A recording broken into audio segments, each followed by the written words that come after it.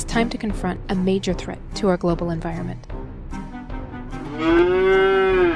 Cows. Yep. Turns out that worldwide, livestock are a major contributor to greenhouse gas pollution, right up there with cars, planes, and trains.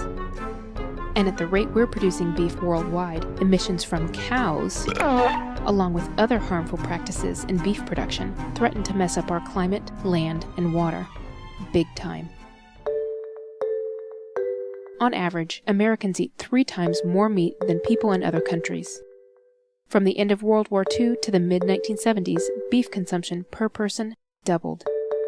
The U.S. is now the largest beef producer in the world.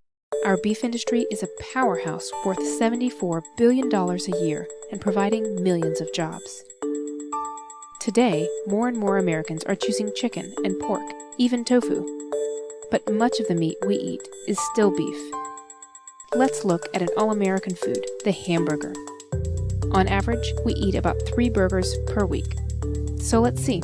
If all 313 million Americans eat 3 burgers per week, that's 156 burgers per person per year. Altogether, that's more than 48 billion burgers every year. A quarter pounder at a fast food joint costs about $3 or $4. That's pretty cheap. But what we don't pay for at the counter, we end up paying for in other ways. What are the hidden costs? First of all, cows take up a lot of space. Worldwide, livestock use 30% of the Earth's entire land area. That's counting pastures and land used to grow grain for feed.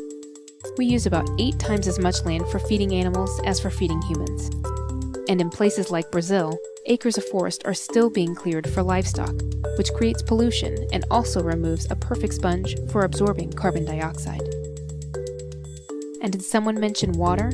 It takes about 1,800 gallons of water to make a single pound of grain-fed beef. That's about 4 times the amount for chicken and more than 10 times the amount for a pound of wheat. Why does it take so much land and water to feed cows? Well, for one thing, cows eat a lot. During the first 6 months, a calf eats and eats and eats. When it's about 700 pounds, it's sold at auction, usually to a feedlot, which is like a very crowded cow city. At the feedlot, the cow continues to eat and eat and eat. At most feedlots, cows eat a mixture of soy and corn. This whole feed system's pretty new. Before the 1970s, cows ate mostly grass. Then Congress passed a farm bill that changed everything. The government started paying farmers to grow feed crops like corn and soy. It also helped pay for more fertilizer. So, voila, now corn is in everything from sodas to cereal. And most of the country's 90 million cows now get corn for breakfast, lunch, and dinner. Unfortunately, cows are built to digest grass. Corn can make them bloat with gas, and cows make a lot of gas. This is no joke. See, cows are ruminants, meaning they create methane gas when they digest food. Chickens and pigs don't. Methane has 21 times more climate-changing power than CO2. In America, cows produce more greenhouse gas than 22 million cars per year. America's cows create about 500 million tons of manure in a year. That's 3 times as much as we humans do. Cow manure also creates nitrous oxide, which has 300 times the global warming effect of CO2. Cow manure is responsible for 2/3 of all the nitrous oxide pollution in the world. There's another source of nitrous oxide in a cow's life cycle: fertilizer. We Americans use about 17 billion pounds of nitrogen fertilizer to grow feed for our cows. When runoff from fertilizer and manure flow into rivers and then to the ocean, they create huge algae blooms, which suck the oxygen out of the water and leave dead zones where no life can survive. Anyway, back to the feedlot. Once the cows are fattened up, they head to the slaughterhouse. Slaughterhouses create about 30 million pounds of contaminants a year, mainly nitrates and ammonia used to disinfect meat. From the slaughterhouse, the beef is shipped to big processing centers where California beef is mixed with Texas beef and Colorado beef. One burger patty can contain the DNA of more than 1,000 cows. That means a single case of E. coli could easily spread to thousands of burgers. Trucking all that beef around creates pollution too. This isn't an exact science, and the numbers vary depending on how the cows were raised. but a single quarter pounder clocks in at about 6.5 pounds of greenhouse gases. That might not sound like much, but with Americans eating 3 burgers per week, that's more than 158 million tons of greenhouse gases per year, about the same amount as 34 coal-fired power plants. It's not the cow's fault. It's the system we've created to mass-produce beef that's the problem. Too many burgers take a toll on the environment. They can take a toll on your body, too.